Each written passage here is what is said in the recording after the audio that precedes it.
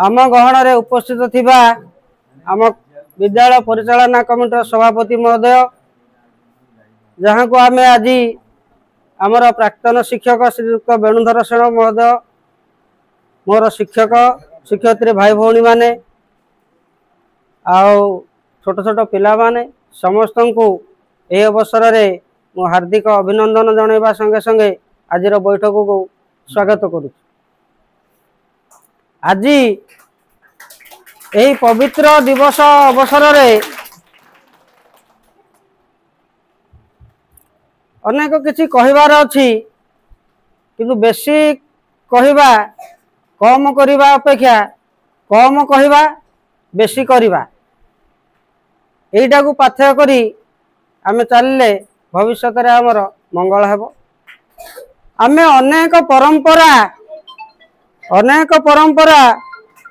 पालन करूचे ता भीतर गुरु दिवस यही गुरु परंपरा आमर वैदिक जुगरु कहीं सृष्टि आरंभ कालरू चली आसी गुरु को एते प्राधान्य दिया जायछि वेद शास्त्र गीता उपनिषद सबुथिरे गुरुंकर भूमिका सर्वश्रेष्ठ बोली मान्यता अछि। तेणु प्रत्येक कार्य रे जेकोसी कार्य रे आमे गुरु को स्मरण करी आमे आमर कार्यक्रम आरंभ करि थाउ। यही अवसर रे जेतेबेले आमे संसार रे पदार्पण कले जी आमको ये धरा पृष्ठ को आनिले सी हेले सर्वश्रेष्ठ गुरु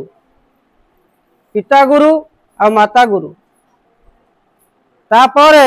आचार्य गुरु तापरे सद्गुरु एपली पांचटी गुरु को आमे पाइचे। प्रथम कथा हला पिता माता गुरु को ठारू आउ कई गुरु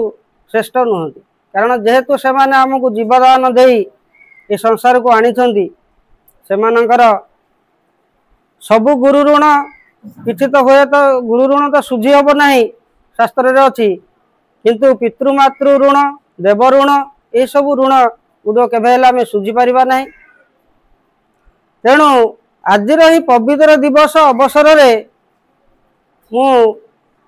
छोट छोट पिला माने किछि स्मरण रही पारे न रही पारे किंतु जो माने टिके पंचम षष्ठ सप्तम अष्टम श्रेणी को आसिलोनी टिके ज्ञान हेलानी सेमानक उद्देश्य रे मु मध्ये आउ टिके कहिबी वर्तमान समाज एते विशृंखलित हो जायछि घरे घरे परिवार रे आउ शांति गोटे जिनिस नाही तार मूल कारण होउची आम मानकर विशृंखलित आचरण सेइथिपई आमर पितृमातृ मानक प्रति जो सम्मान बोध रहिबा कथा केबे हेले कौन सी पितामाता निज संतानर अमंगल चाहती नहीं जो आमर मंगल अच्छी से जिनिस से आमको बारण करथांती बा कहिथांती ए जिनिस करनी ए जिनिस कर किंतु आमे से जिनिस को परिपालन करू नहीं ता पछरे आउ गोटे जिनिस आम समय कथा मो पिलादिन कथा मु कहूची टिके मु जीवन रे गोटे थर गोटे चापड़ा खाई बापा गोटे थर गोटे चापड़ा खाई एइथिपई तांकर पानिया दर्पणटा जोठे रखती से मुंड कुंडे सब बेले मुठू व्यवहार करी अलग जगह रखी सी गाधे आसला बेले मोर से जिनसा आज पर्यंत मन अच्छी द्वितीय तृतीय बोधे पढ़ुली खोजिले खोजिले देखिले अन्य जगार अच्छे किए रखीजे ना लक्ष्मी रखीजे नहीं से थाए कि गोटे चापड़ा बसैले गोटे जिनिस शिक्षा आमे जेते श्रृंखलित होबा जेकोसी जिनिस जोठू नबा गोटे बहिर अच्छी साइती रखा सजई रखा छोटिया छोटिया अभ्यास गुड़िक जदि आम परिपालन करवा जीवन में बहुत बड़ हो पार। यही अनेक उदाहरण अच्छी जेकोसी गोटे कथा बापा माँ बारण करती निश्चित ताहार गोटे मंगलर दिग रही पछ पार्श्व तेणु आमे समस्ते से पितृमातृ को सम्मान दबा आते संभव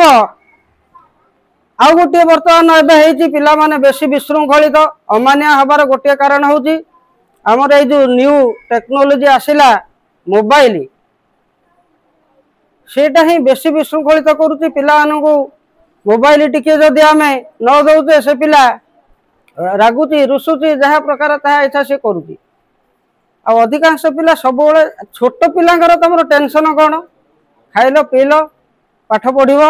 बापा माँ कथा मानव गुरु गुरुजन जिते अच्छा तुम ठार वयस्क लोक समस्त को सम्मान दब सम्मान कर भाव तुम जीवन श्रृंखलित जिते श्रृंखलित हम तुम मैंने भविष्य में जन जन भल भल मनीष हम बड़ लोक हवा दरकार नहीं कोटिपति हवा दरकार नहीं संसार में बंचापी खाद्य वस्त्र बासगृह जी आवश्यकता अच्छी से यथेष्ट किंतु जड़े भल मनीष हाँपाई नीति आदर्श एवं श्रृंखलित जीवन यापन करवा तुम जीवन व्रत हो आज आम जो महामानव पाद तले पुष्पार्घ्य प्रदान करी आज आम ये बसीचे प्रणाम जनाऊे सी जड़े आम भली जड़े मनीष तुम भली जड़े शिशु थिले से जन्मग्रहण करते पितामाता भी थिले किंतु सारा विश्व रे से आज वंदित सारा विश्व रे वंदित तांकर जन्म दिवस को आमे गुरु दिवस रूपे पालन करुचे कारण सी जानी थिले गुरुंकर महिमा अपार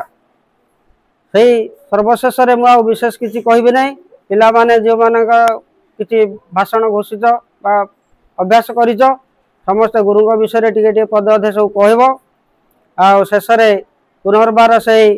महामानव चरण में कोटि प्रणाम जनाई मोर वक्तव्य सांग कर।